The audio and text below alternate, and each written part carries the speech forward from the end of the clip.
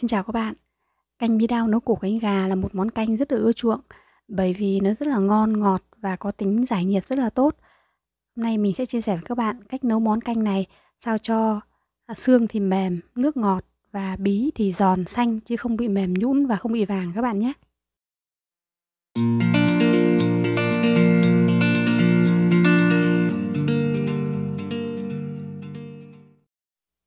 Đây là hai cái cánh và một cái cổ gà mình đã rửa sạch rồi, bây giờ mình chặt thành những miếng vừa ăn như thế này. Các bạn lưu ý chúng ta không chặt nhỏ quá bởi vì nhỏ quá nó sẽ bị vụn và nước nó sẽ bị đục. Còn nếu để miếng to quá thì chất dinh dưỡng nó sẽ khó thoát ra các bạn nhé. Tiếp theo là hành lá. Các bạn có thể thay hành lá bằng hẹ giống như mình cũng được. Hẹ ở đây mình sử dụng 20g, cho nên nếu các bạn thích dùng hành lá thì chúng ta cũng dùng khoảng 20g thôi các bạn nhé. Và chúng ta sẽ cắt thành những khúc dài khoảng 1,5 cm. Cái kích thước này thì mình cảm thấy nó đẹp và nó hợp lý nhất. Hẹ và hành ấy thì nó có hai cái vị khác nhau, tuy nhiên trong món này thì nó không ảnh hưởng nhiều. Cả hẹ và hành đều ngon cả, cho nên chúng ta không phải phân vân nhiều giữa dùng hẹ hay dùng hành các bạn nhé. Tiếp theo là gừng. Gừng thì chúng ta sẽ dùng cái mẩu gừng bằng khoảng cái ngón tay cái thôi, và không thể thiếu được trong cái món này đâu các bạn nhé. Món này nhất định phải có gừng, và để cho đẹp mắt thì chúng ta sẽ gọt bỏ vỏ đi. Nếu như nhà có trẻ nhỏ ấy thì chúng ta sẽ cắt thành những cái lát mỏng để khi ăn chúng ta có thể gắp cái miếng gừng ra để cho các bé có thể ăn được dễ dàng. Hoặc là chúng ta sẽ giã và chúng ta vắt lấy cái nước thôi. Thế còn nếu như mà người lớn ăn ấy thì chúng ta cứ bằm nhỏ ra thì cũng không sao cả các bạn nhé. Ăn gừng rất là tốt cho sức khỏe. Ở đây bây giờ mình sẽ thái thành những cái lát thật mỏng.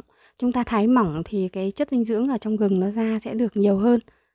Bởi vì cái diện tích của nó lớn rồi cho nên mình có thể là gắp ra dễ dàng, nó không bị nát đâu. Đây là quả bí đao ngắn của miền Nam, nặng 600g. Mình sẽ gọt bỏ vỏ đi.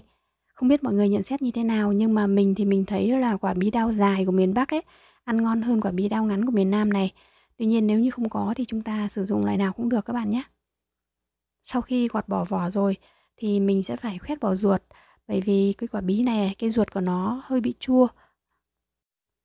Do vậy kể cả cái ruột bí còn non thì chúng ta cũng sẽ bỏ đi các bạn nhé. Khác với quả bầu thì nếu như ruột non chúng ta vẫn ăn được bình thường và thậm chí nó rất là ngon. Đấy, mình sẽ khoét bỏ như thế này.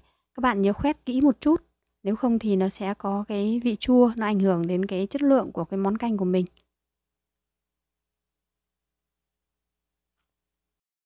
Các bạn nhớ sau khi gọt vỏ chúng ta rửa sạch đi rồi mới khoét ruột như thế này nhé. Bây giờ chúng ta sẽ thái thành những lát mỏng dọc theo chiều dài của quả bí. Các bạn đừng thái ngang nhé. Chúng ta thái ngang quả bí thì cái miếng bí của chúng ta nó sẽ bị cong, nhìn nó không được đẹp. Và các bạn cũng đừng có thái dày quá. Thái dày thì cái miếng bí khi chúng ta đun lên ấy, nó rất dễ bị vàng. Do vậy mình khuyến khích các bạn là thái mỏng và thái dọc theo chiều dài của quả bí. Và bây giờ tất cả các nguyên liệu đã sẵn sàng rồi. Đây là quả bí 600g, mình đã gọt vỏ, bỏ ruột và thái được từng đây. Đây các bạn thấy mình thái mỏng như thế này này. Là vừa các bạn nhé. Đấy, các bạn thái đều một chút. Và đây là một bộ, hai cái cánh và một cái cổ gà. Mình đã cắt thành những miếng vừa ăn. Cổ cánh gà chúng ta không cần phải ướp trước đâu các bạn nhé. Các bạn làm cho nó khô một chút là được. Tiếp theo, mình sẽ sử dụng ở đây là hẹ. Hẹ này là 20g. Muối mình sẽ sử dụng muối biển, 1 thìa cà phê. Các bạn nhớ dùng muối biển nhé. Gừng, mình sẽ sử dụng 1 miếng tương ứng với đầu ngón tay cái. Tiêu xay mình sử dụng 2/3 thìa cà phê. Vì là cổ cánh gà rất là ngọt rồi cho nên mình sẽ không sử dụng thêm mì chính hay hạt nêm ở đây nhé các bạn nhé. Ngoài ra mình sẽ sử dụng 1 lít nước và mình cho lít nước này vào trong cái nồi này để mình đun. Mình sẽ bắc nồi nước này sang bếp bên cạnh để đun. Còn bếp bên này thì mình sẽ bắc một cái nồi mới lên. Giờ mình cho vào trong nồi này khoảng 1 thìa canh dầu ăn.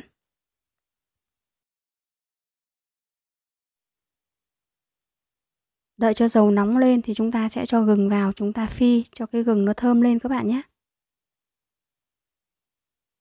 Không cần phải phi cho nó cháy đâu các bạn ạ.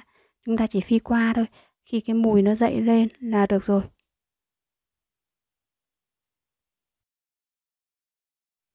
Khi gừng đã thơm rồi thì chúng ta sẽ cho cổ cánh gà vào và chúng ta xào nhé các bạn nhé. Đây là các bạn nhớ mình cắt nhỏ ra thành những miếng vừa ăn như thế này này.